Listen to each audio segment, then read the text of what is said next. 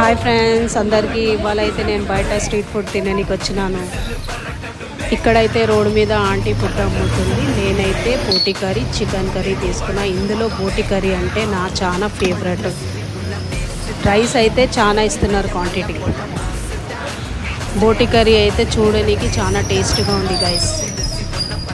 So మనం hotels కాకుండా ఎప్పుడైనా వీళ్ళ దగ్గర కూడా ఫుడ్ ట్రై చేయాలి.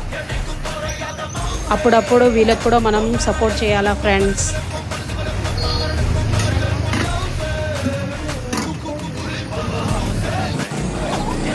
ఫైనల్గా ట్రై చేసినా చాలా ఎగ్జాక్ట్గా ఉంది.